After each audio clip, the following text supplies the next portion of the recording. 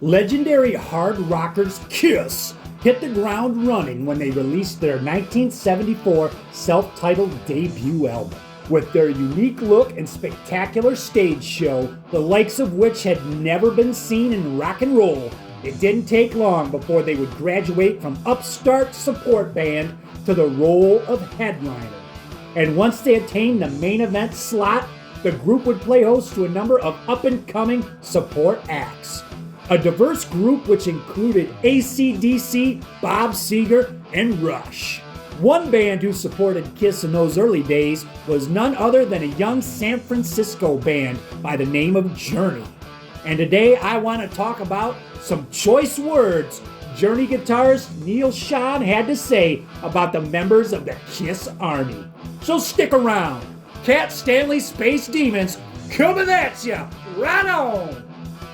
Okay, so let's go back to 1975. Journey is on the road in support of their self-titled debut album released in April of that year. The album features more of a progressive rock, jazz rock fusion type of sound than the band would be known for later on. It would be a couple years before leather-lunged lead vocalist Steve Perry would join the band.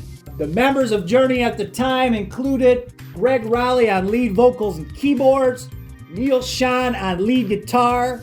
Of course, Raleigh and Schon had previously been members of the band Santana, and Neal Schon actually had started playing with that band Santana when he was 15 years old. He'd actually dropped out of school to hit the road with Santana, and they later would go on to form Journey. That group also featured a guy by the name of George Tickner on rhythm guitar, longtime bassist Ross Valerie, and original drummer Ainsley Dunbar rounded out that original Journey lineup. And of course, it wouldn't be until a couple years later, Perry joined the group in late 1977 at the urging of Columbia Records, who wanted the band to change their direction because of the lackluster album sales of that band's first three albums.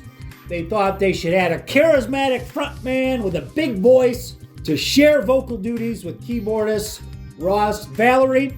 They actually had a brief dalliance with none other than future Vinnie Vincent Invasion vocalist Robert Fleischman prior to hooking up with Perry. Fleischman would actually do some pre-production with the band prior to the recording of the first album they made with Steve Perry called Infinity, but it seems Fleischman had some differences with the band's manager, Herbie Herbert, and would depart the group before the recording would begin on that Infinity album.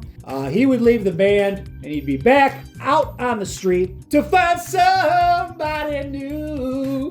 But the group would then hire Perry, whom they had met at a Journey performance in Chicago sometime in late 1977. Of course, the band Journey, beginning with that Infinity album, would go on to have that big decade-long run with Perry, with all those early arena rock classics, songs like Lights, Wheel in the Sky, Any Way You Want It, and then later on, they'd reach the top 10 with mega hits, Don't Stop Believin', Open Arms, Separate Ways, among others, Who's Crying Now?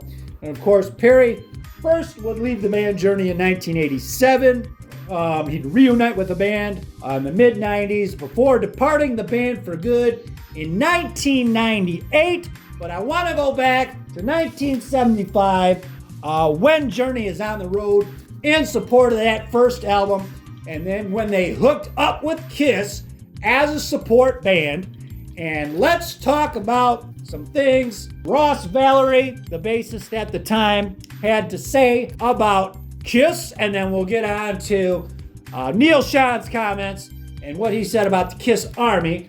But first, here's what Ross Valerie had to say. It sounds like an odd combo to have Journey opening for Kiss, but in those days, those kinds of things happened. I didn't know anything about Kiss. All we were told was that they were all about theatrics and costumes. When he first saw the band take the stage, he didn't really know what to think. His reaction was, I'm sitting there watching them going, what the hell is this?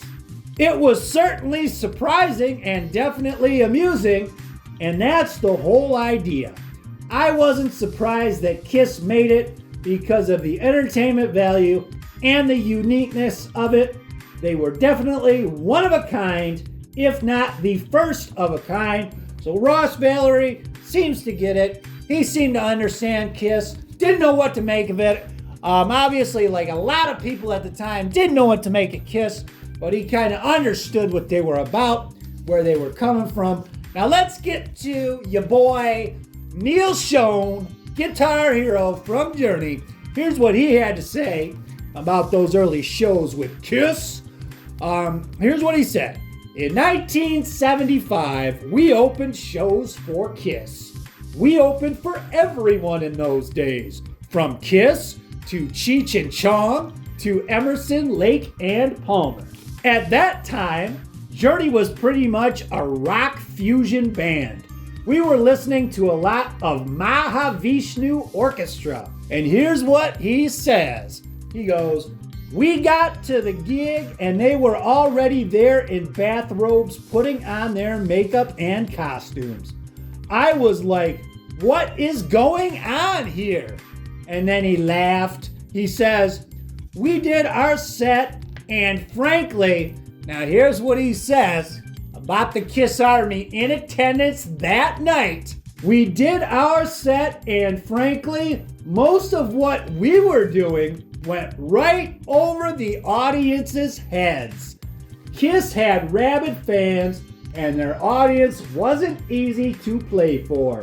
Then Kiss went on and Gene was spitting blood and blowing flames. I didn't quite know what to think. Neal Schon obviously felt that here Journey was very proficient musicians playing this complicated jazz rock fusion, which was a popular genre back then. They were obviously focused on their playing and being the best musicians possible, and they kind of looked down upon Kiss, kind of looked down on their audience for being simple-minded, and Journey's brand of music went right over the heads of the Kiss Army, and that's how he felt about it. But that's the story. Kind of interesting to me, you know, how the music business has changed when you look back on the 70s. You can look at a group like Journey. They had those first 3 albums, and the record company stuck with them, and they got Steve Perry, and the rest is history. They had that big run with Perry, and then even when you think about a group with Kiss, they got 3 albums, before they finally hit it big with their double Kiss Alive album. There's other stories like that. Kansas had a similar career trajectory. They had 3 or 4 albums before they had it big.